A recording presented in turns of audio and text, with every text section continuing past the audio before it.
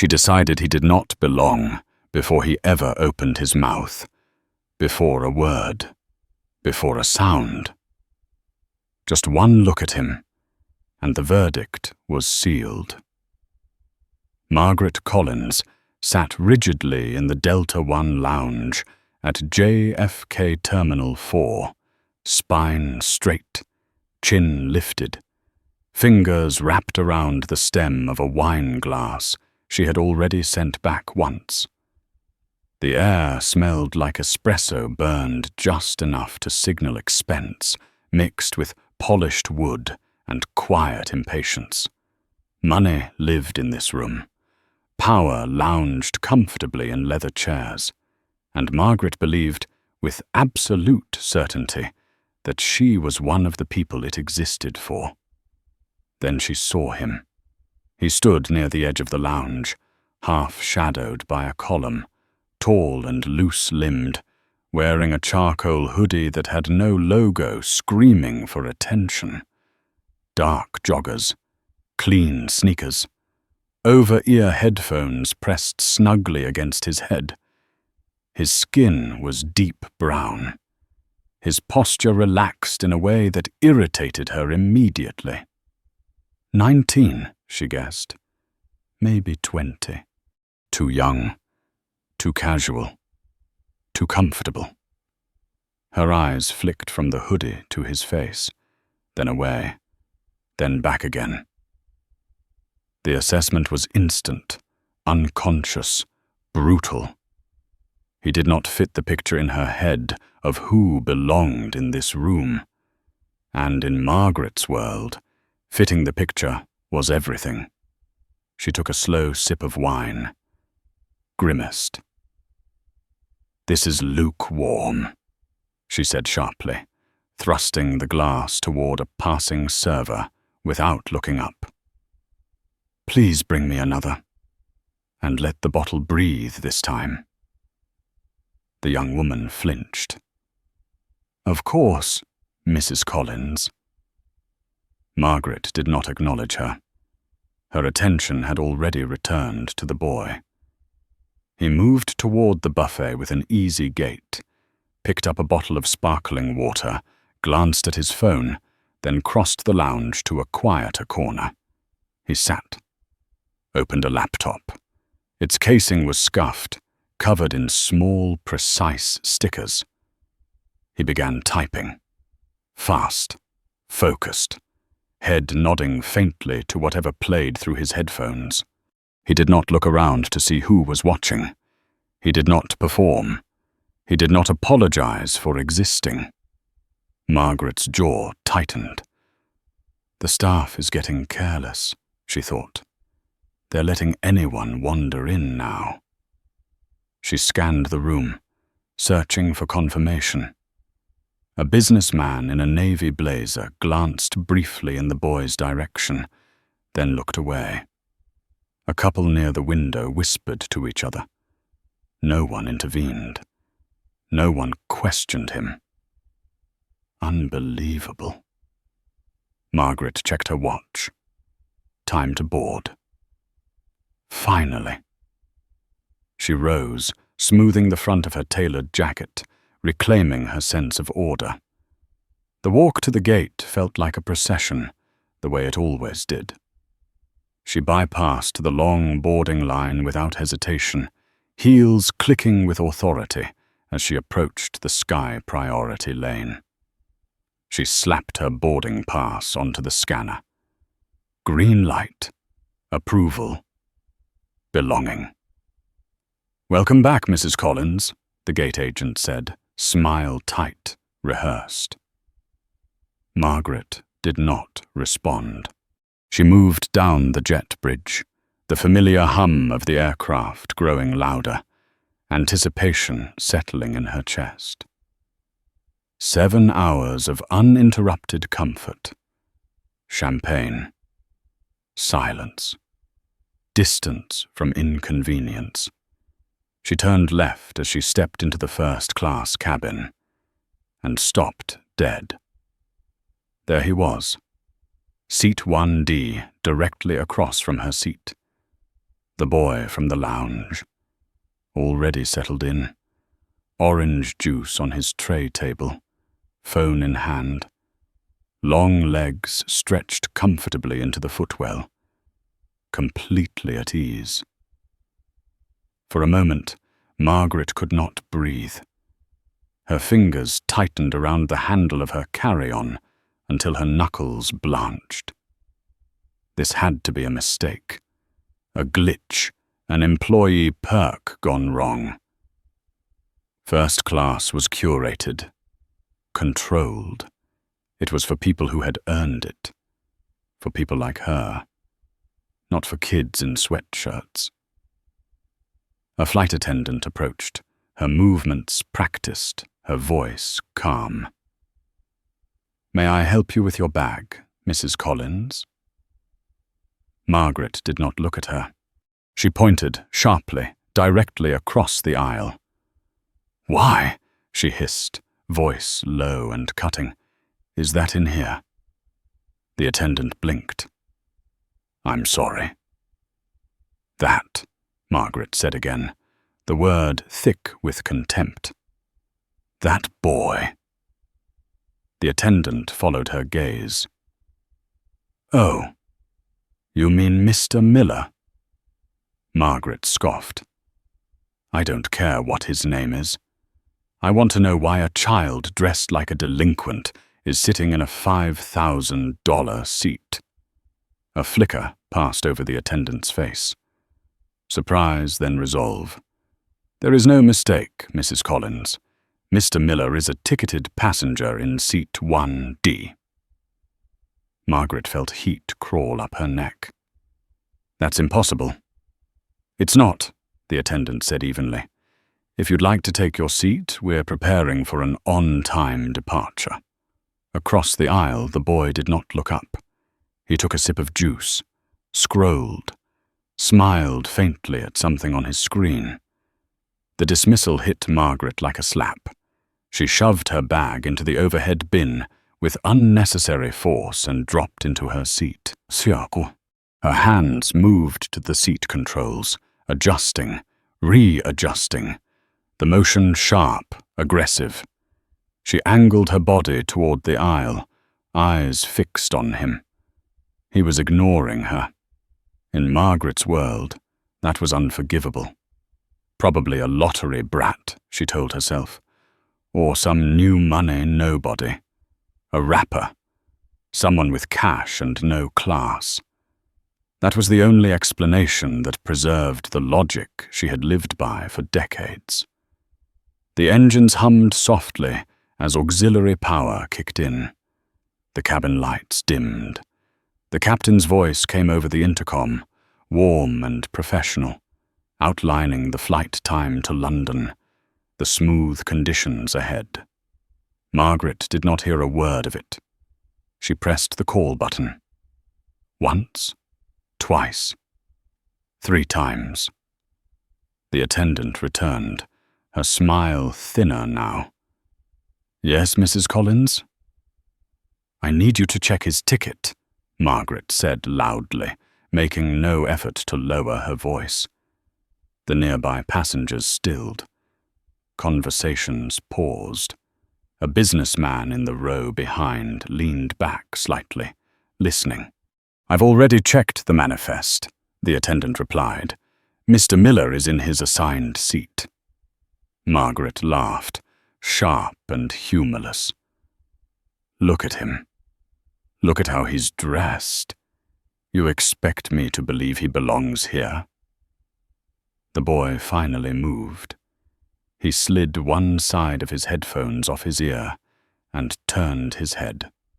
His eyes were calm, observant, dark and steady in a way that made the air between them feel suddenly charged.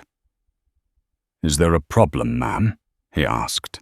His voice was deep, polite, controlled. Margaret recoiled as if struck. "Do not speak to me," she snapped. "I am speaking to the crew." The attendant stepped forward slightly. "Mrs. Collins, I need you to lower your voice." I feel threatened, Margaret said, louder now. I feel unsafe sitting next to him. The word hung in the air. Heavy. Loaded.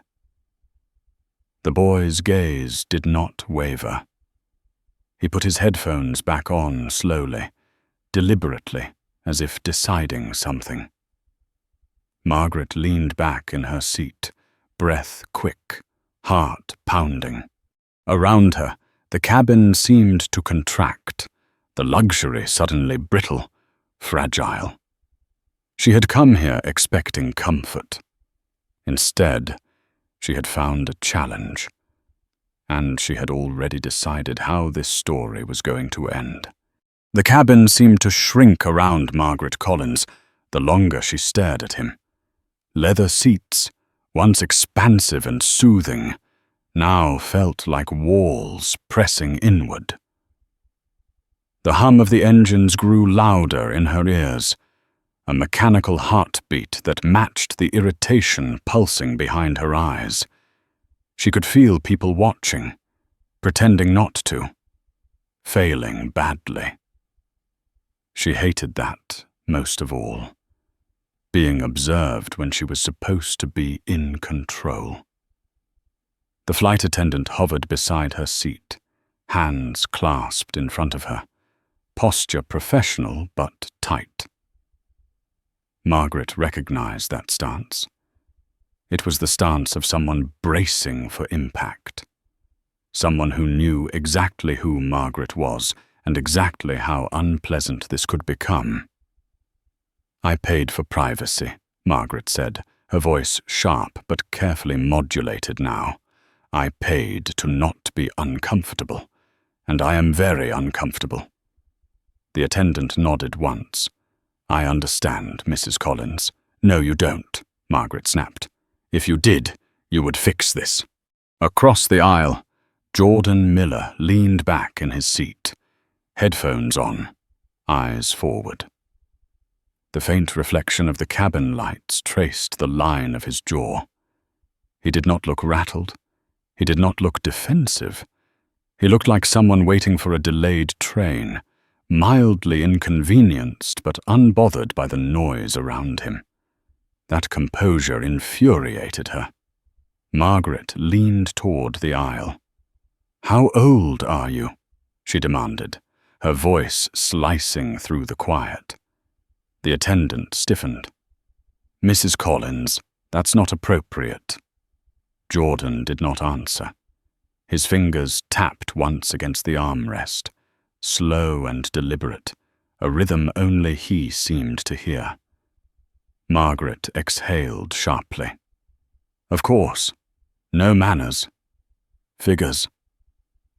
A man in the row behind cleared his throat. "Lady," he said cautiously, not quite looking at her. "Maybe just let it go." Margaret whipped her head around. "Excuse me?" He held up a placating hand. "The kid hasn't done anything." "Kid." The word landed wrong. It diminished him in a way Margaret appreciated and resented at the same time. "This does not concern you," she said coldly. The man leaned back, muttering something under his breath. The attendant glanced between them, jaw tightening. The seatbelt sign chimed on. A subtle cue. A warning. Margaret pressed the call button again, harder this time, as if force might summon obedience. When the attendant returned, her smile was gone entirely. "Mrs. Collins," she said, voice firm now. "We are preparing for departure. I need you to take your seat and remain seated." "I am seated," Margaret said. "And I will remain seated once this is resolved." The attendant inhaled through her nose. "Resolved how?" Margaret leaned back, crossing her arms. By moving him. Silence fell, thick and immediate. Even the engines seemed to pause, the aircraft holding its breath. "I can't do that," the attendant said. "He has a valid ticket." Margaret laughed again, a short, brittle sound. "So you keep saying." She leaned forward, lowering her voice just enough to make it carry. "People like him don't just end up here. They sneak, they scam, they use stolen codes. I read about it all the time." The temperature in the cabin dropped.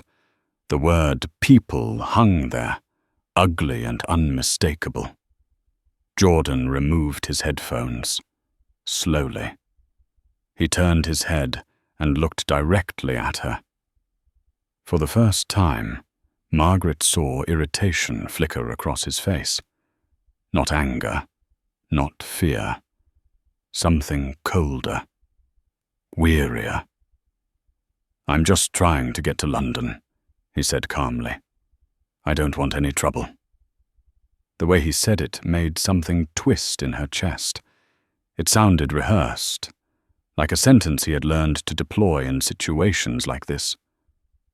Margaret recoiled, offended. "Oh, don't play innocent with me." The attendant stepped between them, her body a barrier. "That's enough. Mrs. Collins, lower your voice."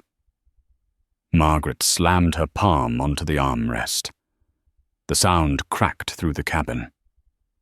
"I feel threatened," she said loudly. "Do you hear me? Threatened." Jordan blinked once. A humorless smile tugged at the corner of his mouth and disappeared just as quickly. He looked past Margaret, toward the attendant. "Ma'am, I really don't want this to escalate." That did it. Escalate. Margaret surged halfway out of her seat. "You're the escalation." The attendant raised her hands. "Mrs. Collins, sit down. Now." Margaret did not sit. She stood fully, looming over the aisle, her shadow falling across Jordan's tray table. She could feel her pulse in her throat. This was how it always went. Push, resist, push harder. Someone folded. It was a pattern she understood intimately. "I want him moved," she said. "Now. Put him in economy where he belongs, or I will make a phone call. You will regret." The attendant's face flushed. "Threatening crew members is a violation of federal law." Margaret scoffed. "Don't be dramatic." She reached into her handbag, fingers brushing past lipstick and keys until they closed around her phone. She pulled it out, the screen lighting her face from below.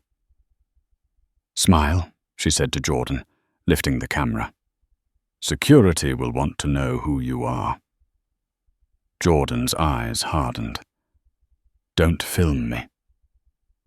"I don't need your permission," she shot back. "This is a public space."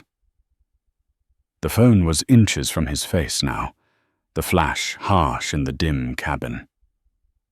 Jordan raised a hand instinctively, palm out, blocking the light. "Stop," he said, voice low. The attendant stepped forward. "Mrs. Collins, put the phone away." Margaret shoved her. It wasn't violent. It wasn't dramatic. Just a sharp, impatient push meant to clear space. But it was enough. The attendant stumbled back, catching herself against the galley wall. For a fraction of a second, no one moved. The cabin froze in collective disbelief. Then the attendant straightened. Her face changed. She did not shout. She did not argue. She turned, reached for the interphone on the wall, and pressed 2 buttons without hesitation. Her voice, when she spoke, was steady. "Captain Reynolds, we have a level 2 situation in the forward cabin. Passenger has made physical contact with crew." Margaret felt the air shift. She felt it immediately, like pressure dropping before a storm. She laughed, too loudly. "Go ahead. Call him. I want him to see what he's flying." The aircraft jolted slightly as the tug engaged, beginning the slow pushback from the gate. Margaret lost her balance and dropped back into her seat, gripping the armrests. "See," she cried, "you're trapping me in here with him." Jordan closed his eyes briefly, exhaled, and put his headphones back on. It was an act of withdrawal, not surrender. Margaret's chest heaved. Her hand found the glass of pre-departure champagne on her tray table, the same glass she had complained about minutes earlier. She picked it up. In one sharp, impulsive motion, she flung the contents across the aisle. The liquid arced through the air, catching the light like something almost beautiful, before splashing across Jordan's laptop, his headphones, his hoodie. The sound was soft, wet, final. The cabin went dead silent. Jordan stared at the dripping keyboard. Champagne pooled on the leather armrest, slid towards the floor. He removed his headphones slowly, carefully, as if they were fragile. He took a breath, then another. When he looked up, his eyes were no longer patient. "Okay," he said quietly, turning toward the attendant. "Now we have a problem." At that exact moment, the plane stopped moving. The pushback aborted. Somewhere forward, a heavy latch clicked. The reinforced cockpit door unlocked. Footsteps emerged, measured, deliberate, coming closer. Captain Michael Reynolds filled the doorway without raising his voice. He did not need to. The uniform did the work for him. Broad shoulders, silver hair cut close, 4 gold stripes catching the cabin light. He took in the scene in one slow sweep, eyes moving from the champagne dripping off the overhead bin to the stunned flight attendant pressed against the galley wall, to the young man seated calmly amid the mess, and finally to Margaret Collins, rigid in her seat, lips pressed thin with indignation. "What happened?" he asked, not as a question, but as a command. No one answered at first. The silence stretched, heavy and uncomfortable, broken only by the faint hiss of the air system adjusting. Margaret opened her mouth, ready to fill it. "She threatened me," she said quickly. "He threatened me. Your crew has completely lost control of this cabin." The captain's gaze did not move. "Ma'am," he said evenly, "I wasn't speaking to you." Margaret blinked. Once. Hard. The words landed like a slap. He turned to the flight attendant. "Emily, are you injured?" Emily swallowed. Her hands trembled slightly, but her voice held. "I'm okay, Captain." She shoved me, and then she threw a drink at the passenger in 1D. Margaret scoffed. It was an accident. The captain's eyes flicked to the laptop, now dark, liquid seeping into its seams. "Doesn't look like one." Jordan remained seated, posture straight, hands resting loosely on his knees. He had not wiped the champagne from his sleeve. He had not raised his voice. His calm was almost unnerving. "Sir," the captain said, his tone shifting subtly. "Are you all right?" Jordan nodded once. "I'm fine. My equipment isn't." Margaret laughed sharply. "Equipment? Listen to him, like he's some kind of professional." The captain turned fully toward her then. His eyes were cold.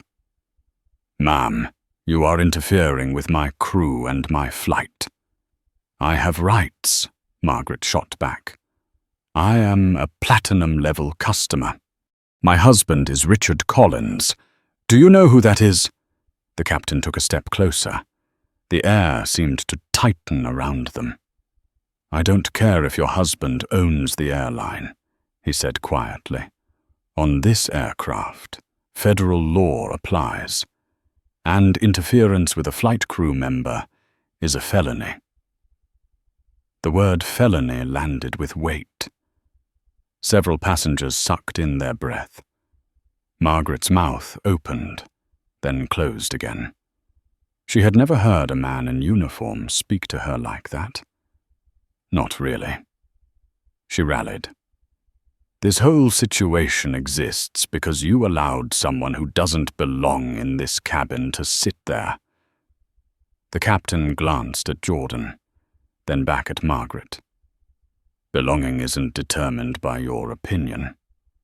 He turned slightly, lifting the interphone. "Ground.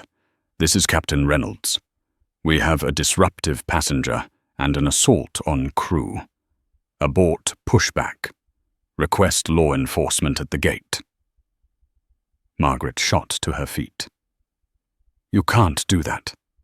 I have a charity gala in London tomorrow. I am not missing it because of this." "Sit down," the captain said. "I will not. Sit down." The authority in his voice cut through her like ice. Margaret hesitated, then lowered herself back into her seat, chest heaving. Around her, phones were out now, quietly, angles adjusted. A record was being made. Jordan looked down at his laptop again. He pressed the power button once. Nothing. A faint smell rose, sharp and metallic. He frowned. Emily noticed it too. Her eyes widened. "Captain," she said softly, "there's smoke." A thin white wisp curled up from the side of the laptop. Barely visible at first, then unmistakable. "Fire," someone whispered. "Fire in the cabin," Emily said louder, training snapping into place. The word ignited movement.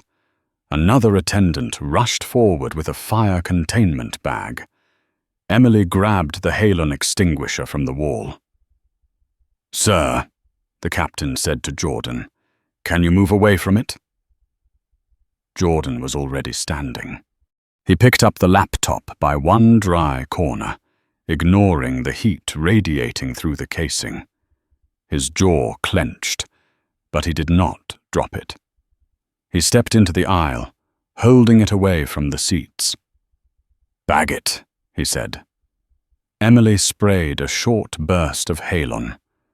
The other attendant opened the bright red containment bag. Jordan dropped the smoking device inside. They sealed it shut. The bag hissed as the battery went into thermal runaway, contained but dangerous. The smell lingered. Acrid, unmistakable. The captain took it all in, then keyed his radio. "We have fumes in the cabin. We are deplaning immediately." A collective groan rippled through the aircraft. Trips, meetings, connections, all collapsing at once. Margaret stared, stunned. "This is his fault," she said weakly. "He brought that thing on board." The captain ignored her. Passengers began to stand, gathering their belongings, filing out slowly under crew direction. Murmurs followed them. Angry. Disbelieving. A woman shook her head as she passed the galley. Unreal. Jordan was the last to leave the first-class cabin. He paused near the door. The captain met his eyes. "I'm sorry about your computer," the captain said. "If there's anything—" Jordan shook his head. "It's just hardware. I have backups." Margaret watched them, something ugly twisting in her chest. She leaned across the aisle as far as she dared. "You did this," she hissed. "You ruined everything." Jordan did not look at her. He pulled his phone from his pocket, miraculously dry, and typed a brief message. He hit send. Then he turned, finally, and met her gaze. "You have no idea," he said quietly, "how bad your day is about to get." The jet bridge connected with a heavy thud. Cold terminal air rushed in. 2 uniformed officers stepped onto the plane. One older, thick-set, eyes tired but alert. The other younger, sharper, scanning faces. Emily met them, speaking in low tones, gesturing toward the red containment bag, then toward Margaret. "Mrs. Collins?" the older officer asked. Margaret stood, smoothing her jacket, reclaiming her social mask. "Officer, thank God. I want to press charges immediately. That man threatened me. He filmed me. He destroyed property." The officer listened without interrupting. Then he turned to Jordan. "Sir, did she throw the drink at you?" "Yes," Jordan said simply. "On purpose. And did she make physical contact with the crew?" "Yes." Margaret's voice rose. "He's lying. Check his ID." "I bet it's fake." The younger officer stepped forward. "Sir, may I see your identification and boarding pass?" Jordan nodded. He reached into his pocket and handed over a slim wallet. The officer took the ID. His eyes moved from the name to the photo, then back to Jordan's face. He froze. His expression shifted, subtle but unmistakable. Recognition. Surprise. Something like disbelief. He glanced at the laptop bag, then at his partner. "You need to see this." The older officer frowned, took the ID. He read the name. His brows lifted slightly, then settled into something more serious. Margaret watched, confused. "What is it?" Neither officer answered her. Jordan stood quietly, shoulders relaxed, waiting. The cabin around them buzzed with restrained curiosity, with the sense that something had just tilted. Outside, police radios crackled. Somewhere behind Margaret, a camera shutter clicked, and the story she thought she was controlling slipped, finally, out of her hands. The older officer read the name again, slower this time, as if the letters might rearrange themselves if he stared long enough. His jaw tightened. The younger officer leaned in, voice low, urgent. "That's Jordan Miller. Ether Dynamics, the guidance systems, the encryption backbone, the kid from Forbes." The words tumbled out in a whisper charged with disbelief. "He's the founder?" Margaret felt the blood drain from her face. "That's ridiculous," she said too quickly. "He's a child." Jordan took the ID back gently, slipping it into his wallet. "I'm 20, he said, "and I paid for my seat." The older officer cleared his throat, the sound gravelly. "Sir," he said to Jordan, "were you threatened or assaulted by this woman?" "Yes," Jordan said. "She threw a drink at me. She shoved the flight attendant. She filmed me without consent and tried to have me removed." Margaret laughed, brittle and high. "This is absurd. You can't possibly be taking his word over mine." The older officer's eyes finally settled on her. They were steady, unimpressed. "Ma'am, we have multiple witnesses and video." Her mouth opened, closed. She looked around, searching for allies, for the silent agreement she had always relied on. She found none. The businessman from earlier stood near the aisle, arms crossed, gaze hard. A woman a few rows back shook her head slowly. Phones were raised now, no longer discreet. "You're all making a mistake," Margaret said. "My husband will—" "Ma'am," the officer interrupted, "please turn around and place your hands behind your back." The word struck her like a physical blow. "What?" "You are under arrest for interference with flight crew, assault, and criminal mischief." Her eyes bulged. "You cannot be serious." The handcuffs clicked shut with a sound that seemed to echo through the cabin. A sharp intake of breath rippled through the onlookers. Someone began to clap. Slowly at first, then another joined in. The sound spread, a low wave of approval that made Margaret's stomach twist. "No," she hissed, struggling. "This is discrimination. This is harassment." The younger officer lifted her designer handbag from the seat, holding it carefully, like evidence. "Let's go." As they guided her down the aisle, passengers parted, some watching openly now, others turning away, embarrassed, complicit. Margaret's heels caught on the carpet. She stumbled, cursed, regained her footing. Her face burned. Her vision tunneled.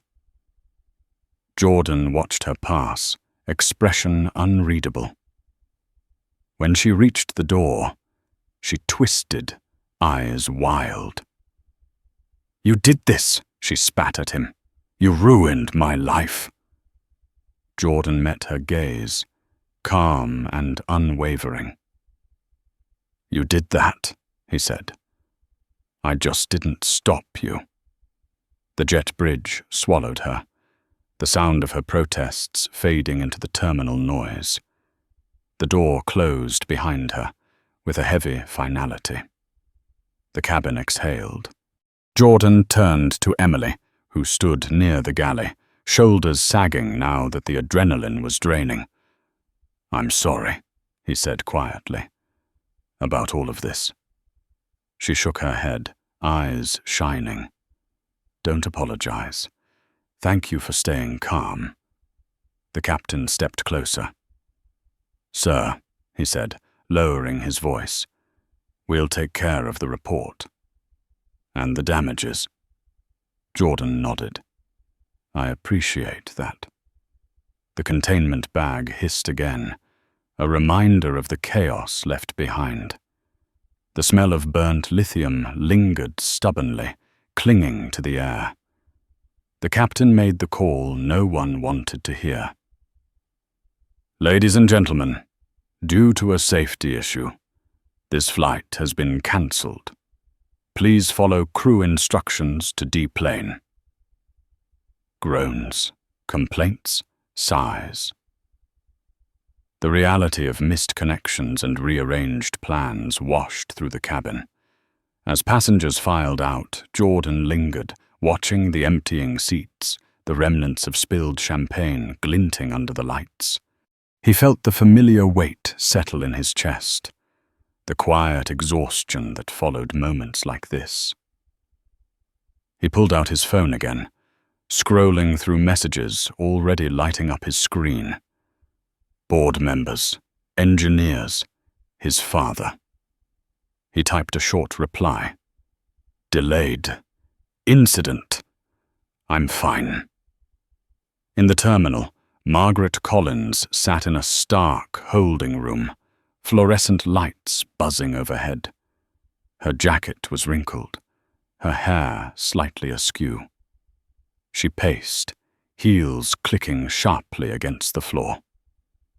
"This is kidnapping," she shouted at the mirrored glass. "I demand my phone." The older officer entered, clipboard in hand. "Mrs. Collins," he said evenly, "you've been charged. You have one phone call."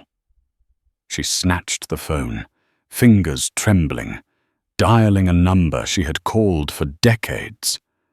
When the voice answered, she nearly sobbed with relief. "Richard," she cried, "you have to come. They arrested me." "It's a nightmare." There was a pause on the line. "Arrested?" her husband said. "What did you do?" "They set me up," she insisted. "There was this boy. He didn't belong." Silence, then a sharp inhale. What was his name? She hesitated. Jordan Miller. Another pause. Longer. Heavy. "You mean the Jordan Miller," her husband said slowly. "Ether dynamics?" Her stomach dropped. "You know him?" "I've been trying to get a meeting with him for months," he said. "Do you have any idea?" The line went dead. Back in the terminal, Jordan stood near a window, watching aircraft taxi under the grey sky. Emily approached, tentative. "Mr. Miller." "Jordan," he corrected gently. She nodded. "The captain wanted you to know the airline will cover your hotel and the replacement equipment." "Thank you," he said. "That's kind." She hesitated, then smiled, a tired, genuine smile. "For what it's worth, I'm glad you were on this flight." Jordan returned the smile, faint but real. "So am I." Outside, sirens wailed briefly, then faded. The story was already moving, already changing shape, already larger than any one person in it. Jordan slipped his hands into his pockets and turned away from the window, stepping back into the flow of the terminal. Just another traveler, carrying the weight of a moment that would ripple far beyond this place. News travels faster than airplanes. By the time Jordan Miller reached the hotel shuttle pickup, his name was already moving through group chats, newsrooms and boardrooms with a velocity he had learned to respect. Phones buzzed around him, notifications stacked. He ignored most of them, letting the cold air clear his head, letting the adrenaline drain. Inside the Port Authority precinct, Margaret Collins sat rigid in a plastic chair, her knees pressed together, hands folded too tightly in her lap. The room smelled of disinfectant and old coffee. A clock on the wall ticked loudly, each second landing like a verdict. She stared at the door, waiting for it to open, for someone important to walk in and restore the natural order of things. It didn't happen. Instead, an officer returned with a thin folder and a neutral expression. "Mrs. Collins," he said, "you're being formally processed. Interference with flight crew, simple assault, criminal mischief." Because the damage caused a safety hazard, the district attorney is reviewing reckless endangerment. Margaret laughed, hollow and brittle. Reckless. It was a glass of champagne. It grounded an aircraft, the officer replied. And we have 12 witness statements. She leaned forward, lowering her voice, as if the walls themselves could be persuaded. You don't understand how this works. My husband donates to campaigns. He knows people. The officer met her gaze. So does Mr. Miller. The name struck her like a blow. She leaned back, breath shallow. The first real tremor of fear sliding through her chest. She had known Richard was chasing some young tech founder. She had not known it was him. Not the boy in the hoodie. Not the one she had dismissed without a second thought. Her phone rang. She snatched it up, hands shaking. Richard's voice came through tight and controlled. Do not say another word to anyone, he said. Not the police, not the press, not me. I'm on my way. She clung to the call as if it were a lifeline. You'll fix this, she said. You always do. There was a pause.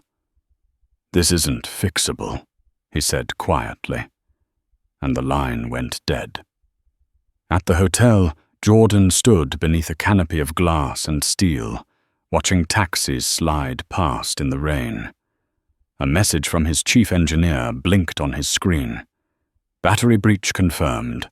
Prototype lost. He closed his eyes for a moment, then typed back. I know. Start the rebuild. We'll accelerate. He had learned early that composure was not passivity. It was leverage. By morning, the video had escaped containment. A clip shot from 3 rows back, steady and damning, showing Margaret's shove, the thrown drink, the smoke curling from the laptop. Headlines followed. Park Avenue. Socialite arrested after airplane meltdown. First-class incident grounds. Transatlantic flight.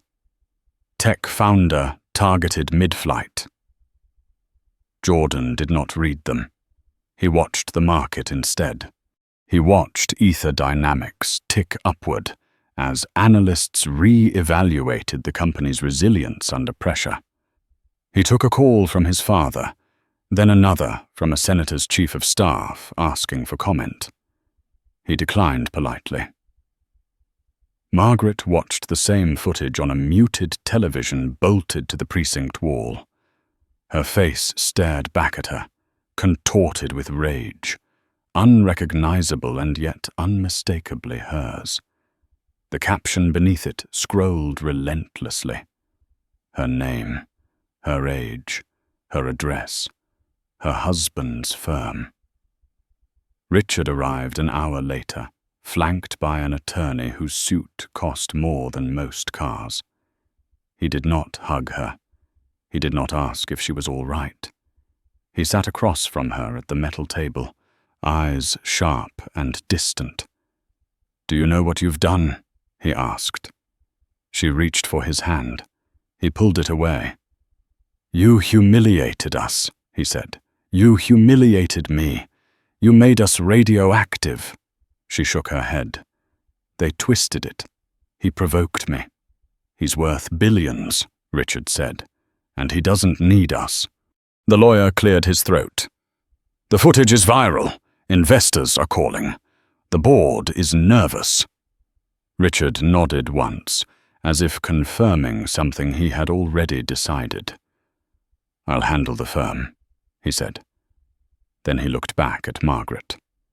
You'll handle the consequences. Jordan flew out that afternoon on a different airline, a different seat, the same hoodie folded neatly in his bag. The cabin was quiet, the flight uneventful. Somewhere over the Atlantic, He drafted a statement he never sent, then deleted it.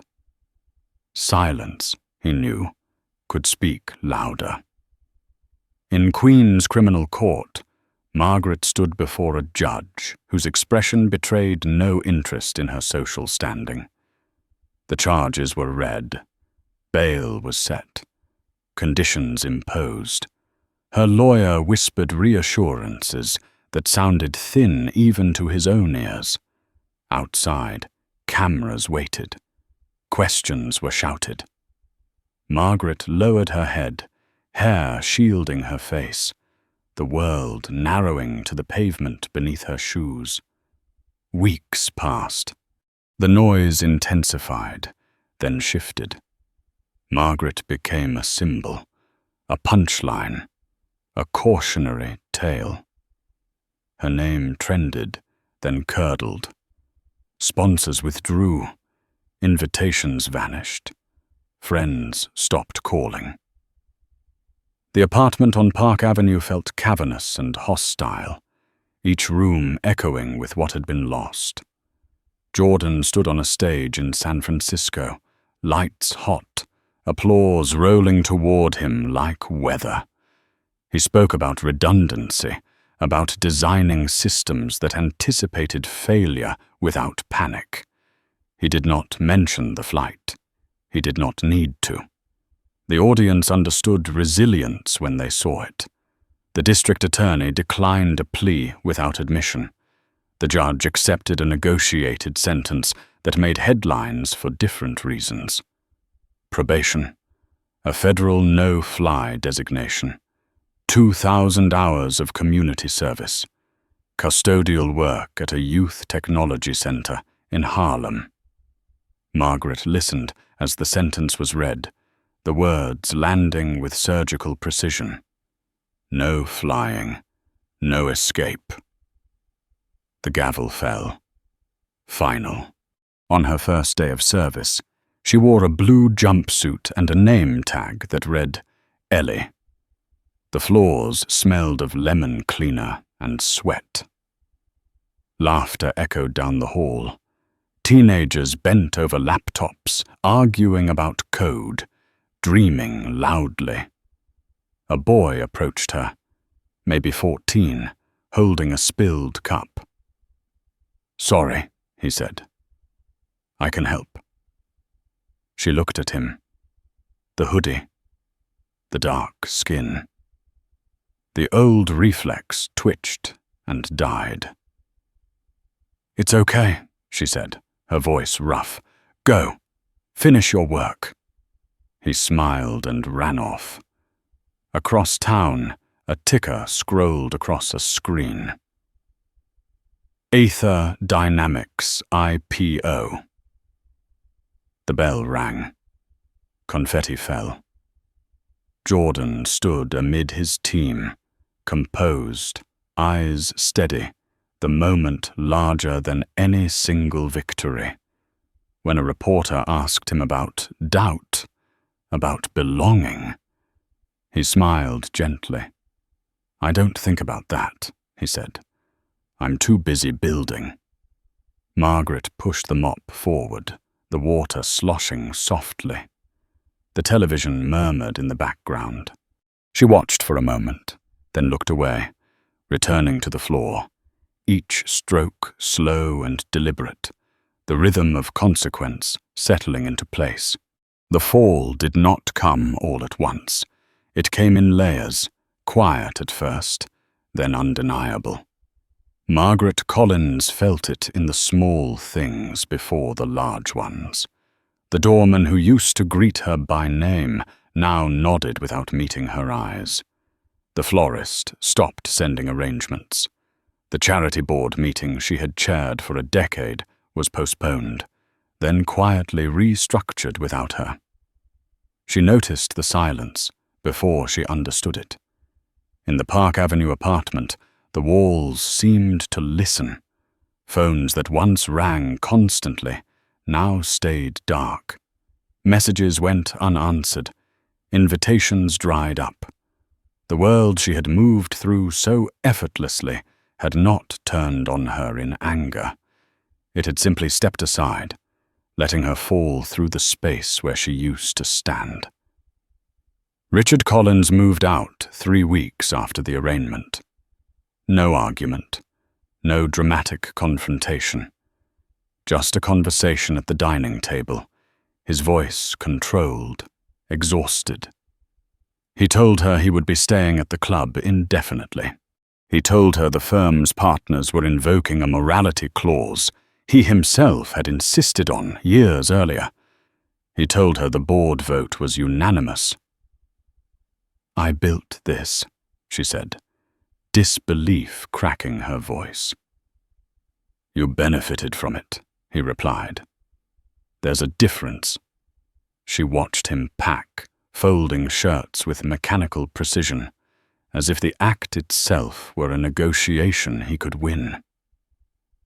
When the door closed behind him, the sound echoed longer than it should have. Margaret stood alone in the hallway, the apartment suddenly too large, too empty, every polished surface reflecting a version of herself she no longer recognized. Across the country, Jordan Miller stood in a glass-walled conference room overlooking the bay, listening as his team outlined timelines, risks, contingencies. The rebuilt prototype was ahead of schedule. The delay had forced a redesign that made the system leaner, stronger. Pressure had done what pressure often did. It refined. He listened more than he spoke. When he did speak, it was precise, calm. He did not raise his voice. He did not need to. After the meeting, his assistant hesitated at the door.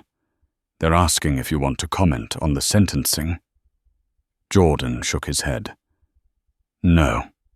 She's become a symbol," the assistant said carefully.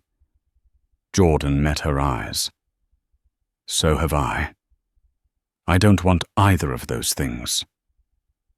The Harlem Youth Tech Initiative smelled like disinfectant and hot circuitry. Margaret learned the rhythm of the place quickly. Mornings were loud, afternoons quieter.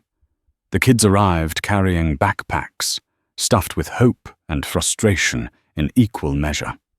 They argued over code, over music, over who got the good chair. They laughed easily.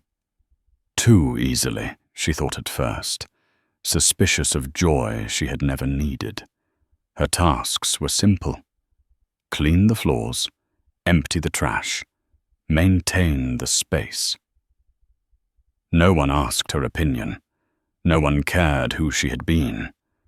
At first, she resented every second. Every swipe of the mop felt like an insult. Every order, a humiliation.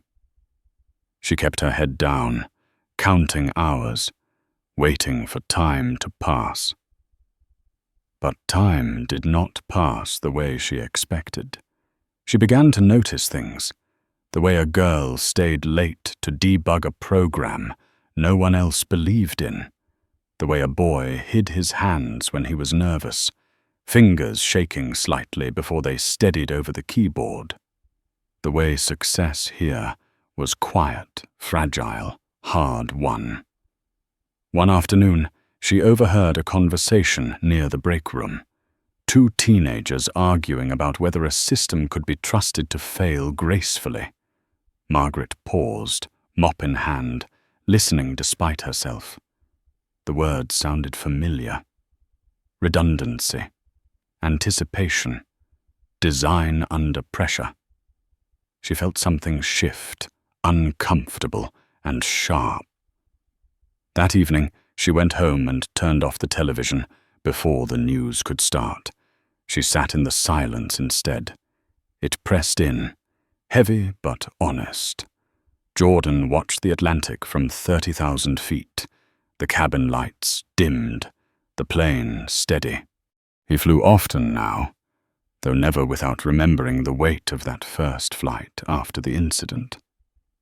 He thought about the moment the smoke had curled from the laptop, the way control could evaporate in seconds. It kept him careful. It kept him grounded. At the London Tech Summit, he spoke without notes. He talked about dignity in systems, about designing for the worst day, not the best, about how failure revealed values faster than success ever could. The applause was long, earned. Afterward, a young engineer approached him, voice shaking. "I saw what happened on that plane," she said. "Thank you for how you handled it." Jordan nodded. "I didn't do anything special." "You showed restraint," she said. "That matters."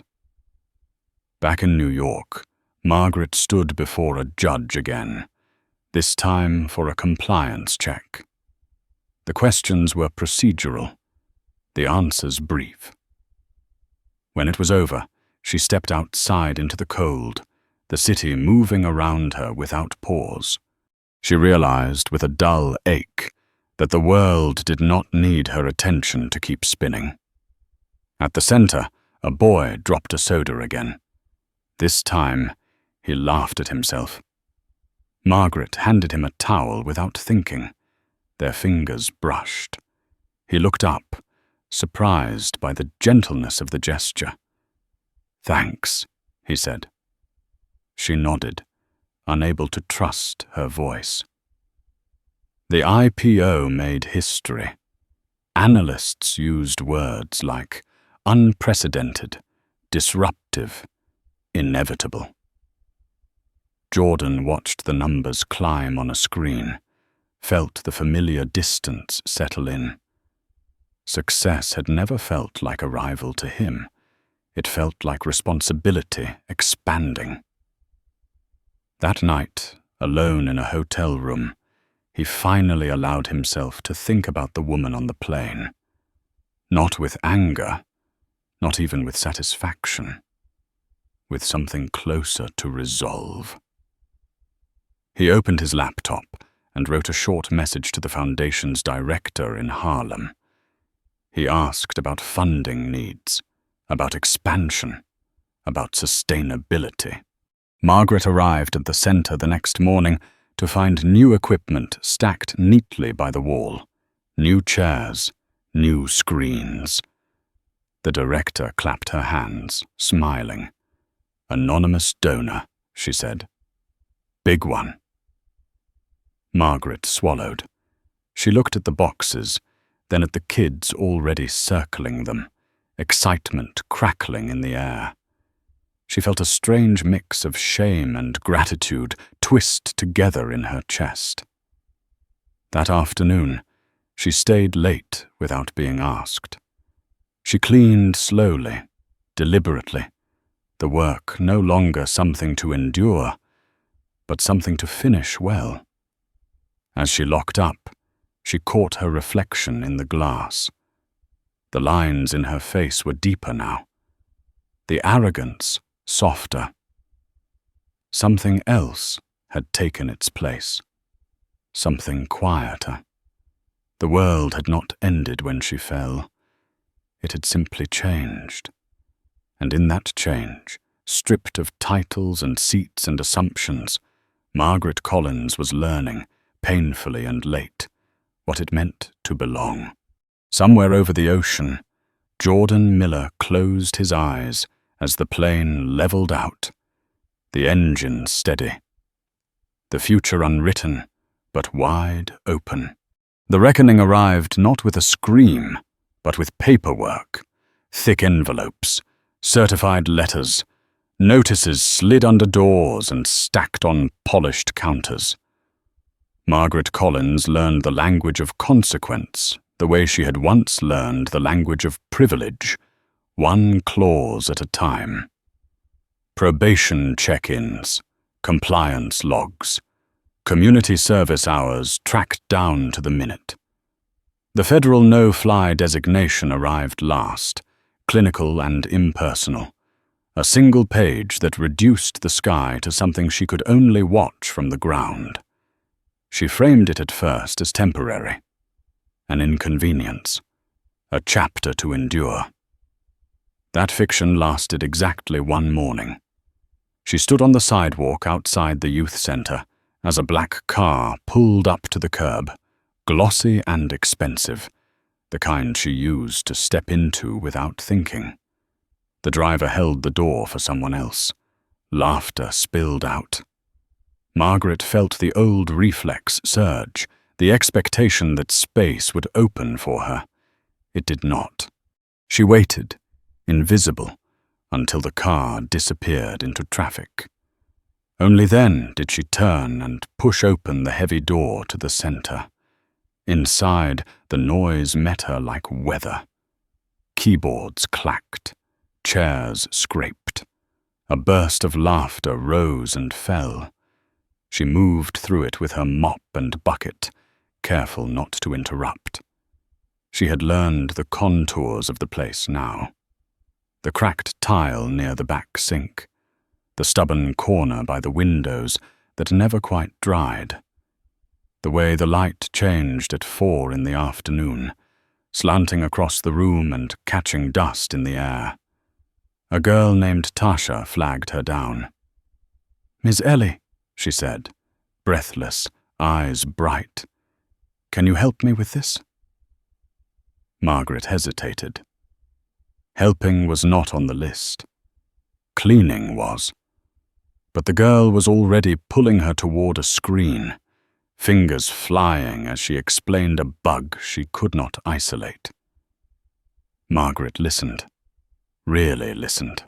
She did not understand all of it, but she recognized the shape of the problem, the frustration curling tight around hope.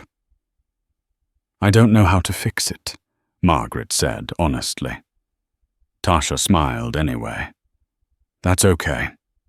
You listened." The word lingered with her long after the girl ran back to her station. Across the Atlantic, Jordan Miller stood in a cavernous hall as applause rolled toward him in waves. The sound was thunderous, but he remained still, hands clasped loosely, eyes steady. He accepted the recognition with a nod, the way he accepted everything now, without letting it define him. The questions afterward were sharper. About power, about race, about the incident that had become shorthand for something larger than itself. Jordan answered carefully. He refused the easy sound bites. He talked about systems and accountability, about the danger of mistaking comfort for correctness. He talked about restraint not as virtue signaling, but as survival. After the cameras were gone, he sat alone in the green room and allowed himself a breath. His phone buzzed. A message from the foundation director. "Equipment deployed. Enrollment up." "Thank you." Jordan typed back a single line. "Keep it anonymous." Margaret learned about the donation from the kids, not the adults. They talked about it in bursts, half disbelief, half awe. New machines, faster processors, chairs that didn't wobble. She cleaned around the boxes as they were unpacked, careful not to touch, not to intrude. Something inside her wanted to say thank you to someone she could not see. Something else knew better. Richard Collins called once, months after he left. The call came late, his voice distant, filtered through whatever country he had chosen this time. He told her the divorce was final. He told her the settlement. He told her where to sign. She listened without interruption. When he finished, she said, "I understand." He paused. "Do you?" "Yes," she said. And for the first time, she did. That night, she walked home instead of calling a car. The city was cold and bright and indifferent. She passed restaurants where she used to dine, windows glowing with warmth she no longer entered. She passed a theatre where her name once sat on a donor plaque. It had been removed. The empty space looked cleaner than she remembered. At home, she cooked for herself, something simple. She ate standing at the counter, the television off, the apartment quiet. When she finished, she washed the plate and dried it carefully, placing it back in the cabinet as if it mattered. Jordan flew again. Different route, different plane, same ritual. He watched the safety briefing. He counted the exits. He thought about redundancy, about failure, about how easily a moment could tip. He wrote notes in a small notebook he carried now, analog, stubbornly human. At cruising altitude, he closed his eyes and thought about the word belong. He had been told, directly and indirectly, that it was conditional, earned daily, revocable. He had learned to live without needing permission, but he had never forgotten the cost of that lesson. Margaret's probation officer visited the center one afternoon, clipboard in hand, eyes scanning. Everything in order. Hours logged. Behavior compliant. Margaret stood nearby, hands folded, face neutral. When the officer left, a boy named Marcus looked up from his screen and asked, "You in trouble or something?" She considered the question. "I was," she said. "I still am." He nodded, accepting that. People mess up. "Yes," she said quietly. "They do." The season shifted. Summer leaned into fall. Leaves gathered along the curb. The center filled with new faces. Margaret trained a volunteer on the cleaning routine, her instructions precise, patient. She had become good at this. Thorough, reliable. The word surprised her when she realized it fit. Jordan attended a small dinner. No press, no stage. Engineers and mentors. People who spoke plainly. Someone raised a glass and thanked him for changing an industry. Jordan shook his head. "Industries don't change," he said. "People do. Sometimes." Margaret stood at the window of the center one evening, watching the kids spill out onto the sidewalk, laughter trailing behind them. The mop rested against the wall. The floor gleamed. She felt tired in a way that was earned, not drained. She touched the glass lightly, a habit she had picked up without noticing. Across the city, Jordan watched another plane lift into the dark, its lights tracing a clean line upward. He felt no urge to be on it. He felt no need to escape. The work waited. The future waited. The sky would always be there. And on the ground, in a place she never would have chosen and could no longer leave, Margaret Collins stood still for a moment, listening to the echo of a room full of young voices, and understood at last the weight of what she had mistaken for height. Winter arrived without ceremony. It crept in through cracked sidewalks and early sunsets, settling into New York with the kind of permanence Margaret Collins had once reserved for herself. The city did not soften for her circumstances. It never had. She noticed that now. The Harlem Youth Tech Initiative changed pace when the weather turned. Kids arrived bundled in oversized coats, shoulders hunched, fingers stiff from the cold, until the heat inside the building thawed them back into motion. Margaret learned to arrive earlier, to warm the rooms before they came, to make sure the floors were dry, so no one slipped. These were small considerations. They mattered more than she expected. Her probation officer checked in monthly now, no longer suspicious, just procedural. Boxes ticked, forms signed. Progress noted. Margaret answered questions plainly. No justifications, no appeals to context. She had learned the futility of those. One afternoon, as she emptied a trash bin near the back room, she overheard a heated discussion. Two boys arguing over access to a machine. Voices rising, chairs scraping, the familiar tension of scarcity.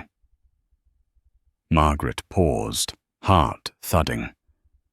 The old instinct surged. Control it. Shut it down. Assert authority. She stepped into the room instead. "Hey," she said, voice steady but unraised. "What's going on?" They turned, surprised. One boy spoke first, defensive. "He keeps taking my slot." "I had it reserved," the other shot back. Margaret listened. She did not interrupt. She waited until the words slowed, until the anger lost its edge. Then she said, "Let's look at the schedule." They did. The conflict deflated. They sat. They worked. When she left the room, her hands were shaking. That night, at home, she stood in the shower longer than necessary, letting the hot water pound against her shoulders. She pressed her forehead to the tile and breathed. The woman she used to be would have dismissed the encounter as beneath her. The woman she was becoming recognized it as something earned. Jordan Miller watched the city lights slide beneath him as his car crossed the bridge. He was back in New York for meetings he had once dreamed of, meetings that now felt almost routine. The view was spectacular. He barely noticed. In a quiet office overlooking the river, he met with city officials discussing infrastructure upgrades. Names were exchanged, projections reviewed, decisions made that would ripple outward in ways no press release could fully capture. Jordan spoke deliberately, insisting on safeguards, redundancies, accountability. He had learned where optimism failed. Afterward, one of the officials lingered. "You know," he said carefully, "there are people who think you're too cautious." Jordan smiled faintly. "They're welcome to think that." The man laughed, then sobered. "You ever think about how close you came to all of this going differently?" Jordan thought of the champagne arcing through the air, the hiss of the battery, the click of handcuffs. "Every day," he said. At the center, a new program launched. Weekend workshops, guest speakers, parents filling folding chairs in the back, pride radiating off them. Margaret cleaned quietly along the walls, unnoticed and content to be so. She watched the kids stand and present their projects, voices wavering then strengthening as they spoke. One boy froze mid-sentence, eyes darting. Margaret caught his gaze. She nodded once. He took a breath and continued. Applause followed. Loud, genuine. Margaret clapped too, hands aching, chest tight. She slipped out before anyone could see her eyes shine.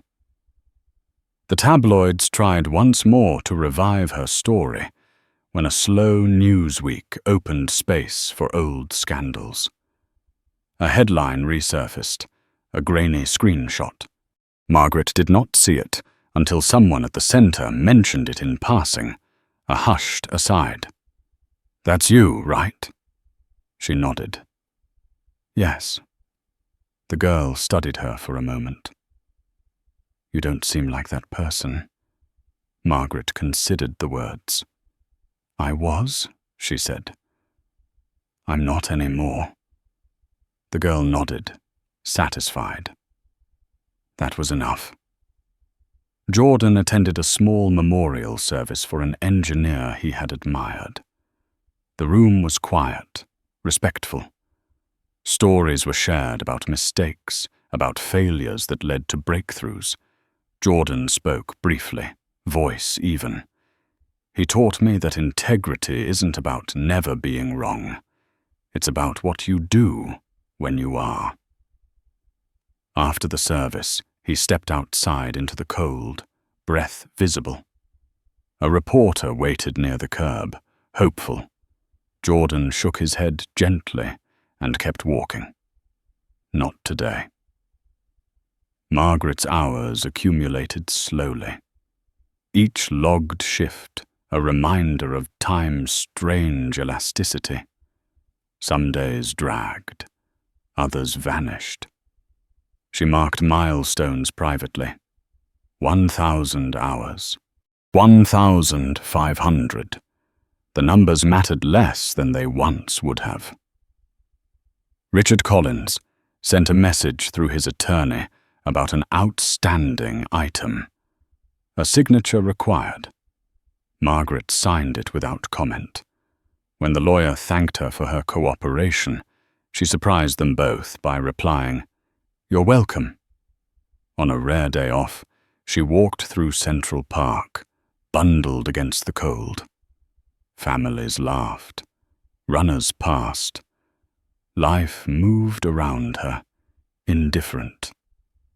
She sat on a bench and watched pigeons fight over crumbs. Once she would have found it irritating. Now she smiled faintly. Jordan sat across from his board as they reviewed a proposal that would triple the company's reach. The numbers were staggering, the risks equally so. He asked hard questions.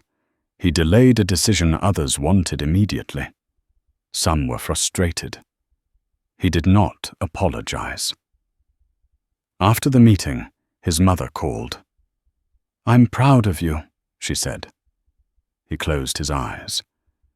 "Thank you. Not for the money," she added, "for who you are." That mattered more than he let on.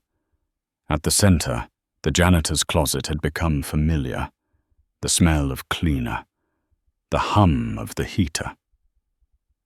Margaret organized supplies meticulously, labels facing out. Order without dominance. Care without recognition. One evening, as she locked up, she noticed snow beginning to fall. Soft, insistent. The kids hurried past her, scarves flying, laughter echoing. She stood under the awning for a moment, watching flakes gather on the sidewalk, erase footprints almost as soon as they were made. She thought about the plane, about the seat, about how small that moment had seemed at the time, how absolute her certainty had been. She exhaled, the breath fogging in the cold air.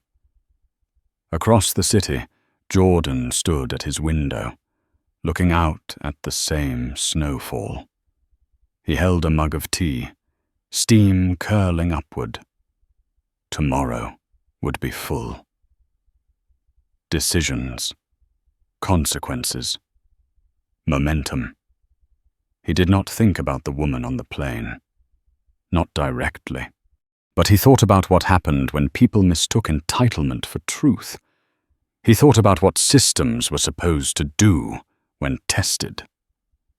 Snow continued to fall, covering the city in quiet. Above it all, planes traced distant lines across the dark sky, indifferent to who could ride them and who could not. On the ground, Margaret Collins turned the key in the centre's door, checked it twice, and walked into the cold, carrying the weight of a life reshaped not by mercy, but by clarity.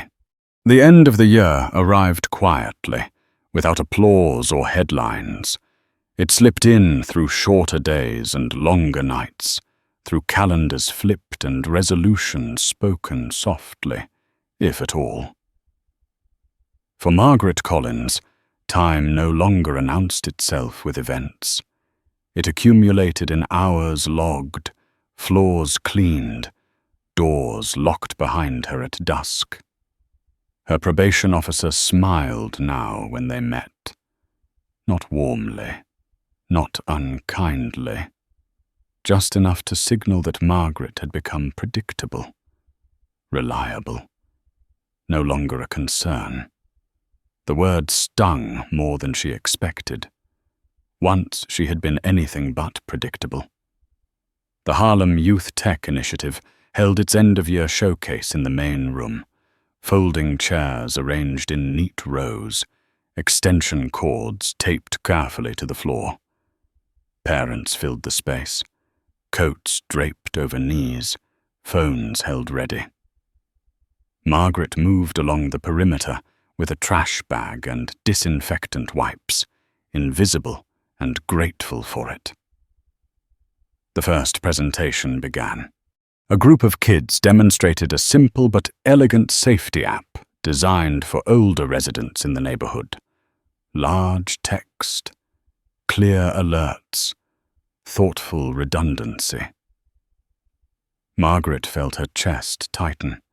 She recognized the principles, not the code, but the care behind it.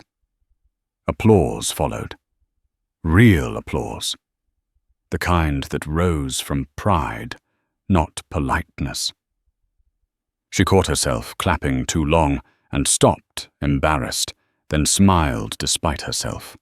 In the back row, a man in a dark coat watched quietly. He had arrived without announcement, slipped in after the presentations began. He did not sit in the front. He did not draw attention. The director noticed him and froze for half a second before recovering, her eyes widening with recognition. Margaret did not see him until later. Jordan Miller listened as a girl explained her project, voice steady despite shaking hands. He noticed the way she paused, recalibrated, and continued when her code glitched. He noticed the way the room leaned in, willing her forward. He felt something settle in his chest. Not pride, not ownership. Something closer to alignment. When the showcase ended, the room erupted into conversation. Parents hugged, kids grinned. Photos were taken. Jordan stayed near the back, speaking briefly with the director, nodding, listening. He declined a microphone. He declined a thank you speech. "I just wanted to see it," he said. Margaret finished wiping down a table and turned, trash bag over her shoulder. She nearly collided with him. They froze. For a moment, neither spoke. The room seemed to recede, sound dulling at the edges. Jordan recognized her instantly. The posture was different. The face softer. But the eyes were the same. Older now. Tired. Watching. Margaret's breath caught.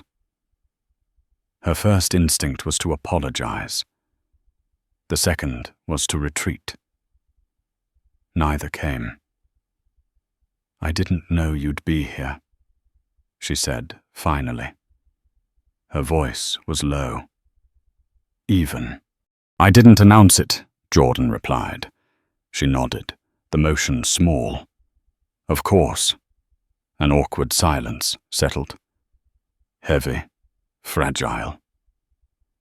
"I work here," she said, gesturing vaguely to the room, to the mop closet, to the life she now occupied. As part of my sentence? I know, Jordan said. There was no accusation in his tone, just fact. She swallowed. I won't pretend I deserve to speak to you. Jordan studied her for a long moment. He noticed the rawness in her hands, the faint chemical smell clinging to her sleeves, the way she stood slightly to the side, as if making room for someone more important. You already are, he said. That startled her. I mean, she said quickly, I know what I did. I live with it. Every day. I didn't come here for that, Jordan said.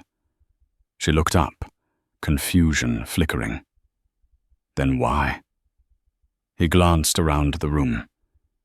The kids packing up, the parents lingering, the director laughing with relief. Because this place matters, he said, and because people change when they're allowed to face themselves without escape. Margaret's eyes burned. She looked away, ashamed of the reaction. I wasn't allowed to escape, she said. No, Jordan agreed. You weren't. Another pause. This one different. Less brittle. I never meant to ruin your life, she said, the words slipping out before she could stop them. Jordan met her gaze. You didn't ruin mine. That doesn't make it better, she whispered. No, he said. It doesn't. They stood there, two people bound by a moment neither could undo. Around them, the room emptied slowly, the echoes of achievement and hope lingering like warmth. I won't ask for forgiveness, Margaret said. I don't think that's mine to ask. Jordan nodded. That's fair.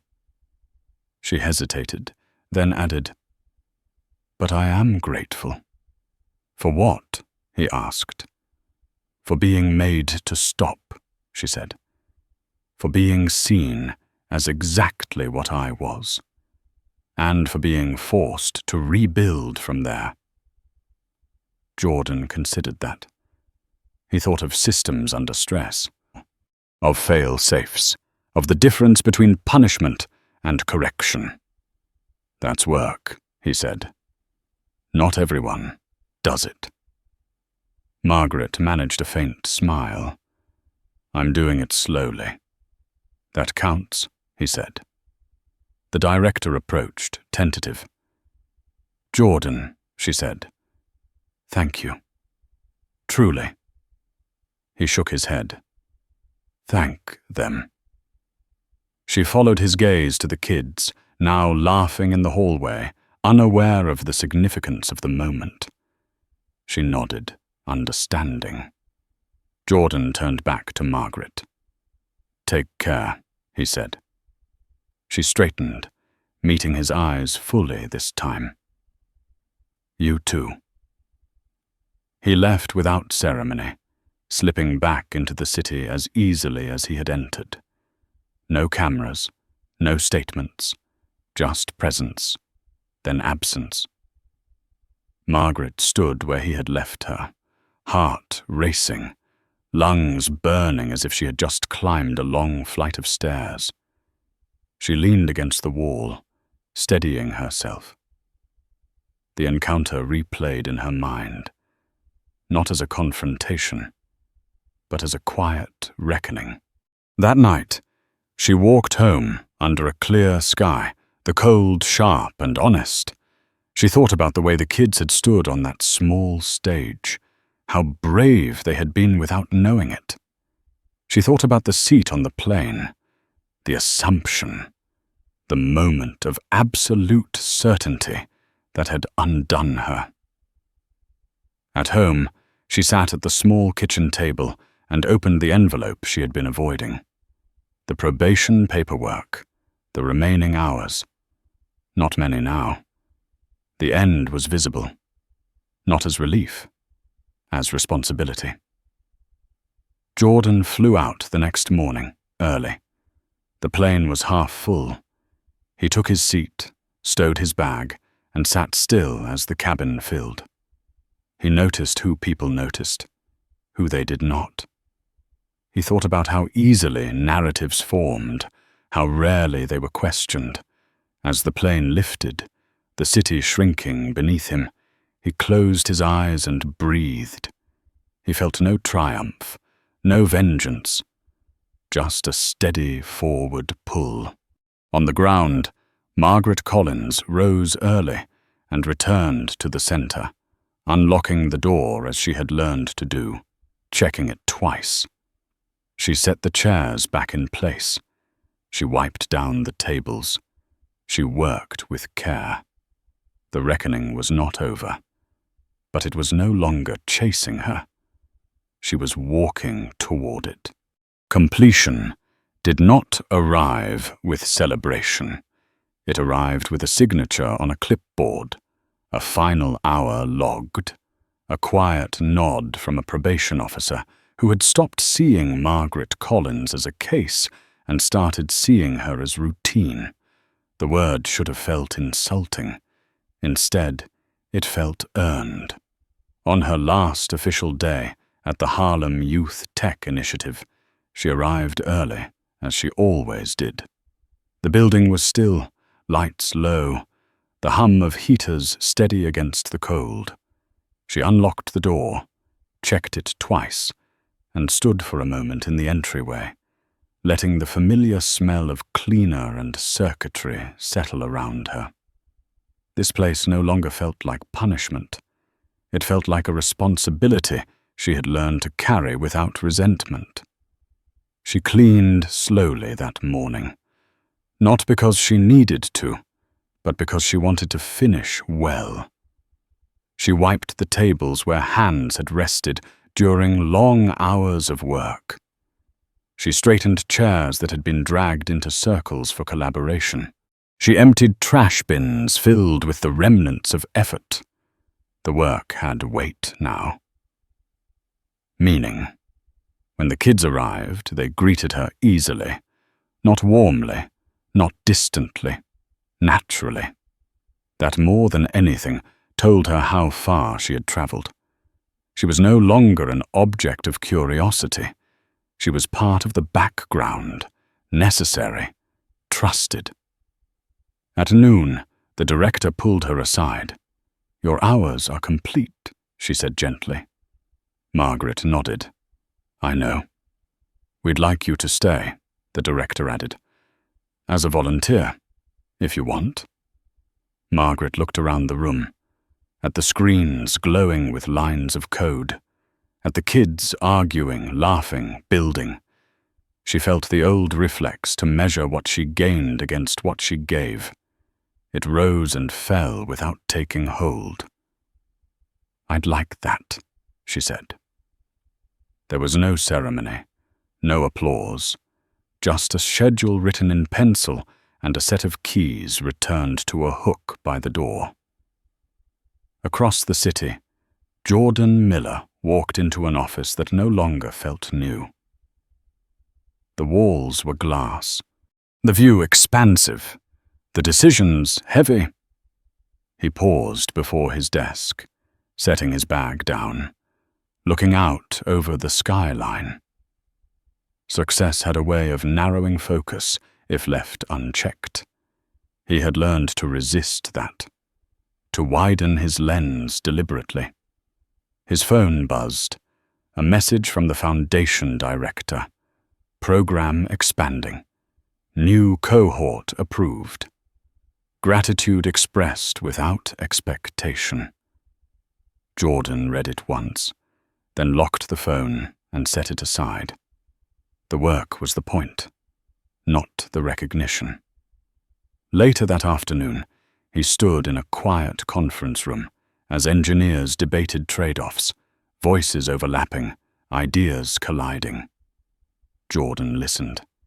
He asked questions that slowed the room, forced clarity. He remembered a moment on a plane when clarity had arrived through chaos. He carried that memory like a calibration tool.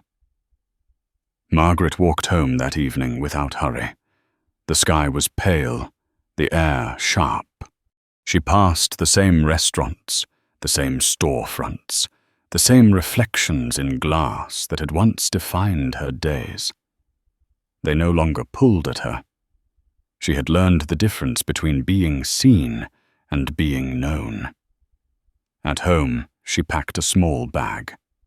Not to leave, just to reorganize. Old clothes went into boxes. Old jewelry into drawers she did not open again. She kept what fit, what was useful, what was honest. The apartment felt lighter as the evening settled in. That night, she slept deeply. No dreams of planes or seats or raised voices. Just rest. Jordan flew again a week later. The ritual was familiar. Seatbelt, safety card, engine hum. As the plane climbed, he watched the city recede, its grid softening into abstraction. He thought about distance, how it could reveal or distort depending on how it was used. He chose to see clearly.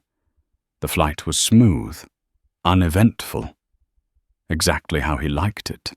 Margaret stood at the center the following Monday, keys in hand, unlocking the door as a volunteer now. The distinction mattered. She felt it in the way she moved, in the way she spoke, in the absence of countdowns and conditions. This was no longer something she was serving. It was something she was contributing to. A new student arrived that afternoon, hesitant, hoodie pulled tight, eyes scanning for threat. Margaret noticed him immediately, not with suspicion, with recognition. She nodded once, a small, grounding gesture. He relaxed just enough. Across town, Jordan signed off on a new initiative focused on access. Quiet funding, long timelines, no press release. He had learned that the most durable changes rarely announced themselves. The year turned. Seasons shifted. Stories moved on. Margaret Collins became less a headline and more a footnote. Then not even that. She was a woman who showed up, who listened, who cleaned, who stayed. Jordan Miller became something else entirely.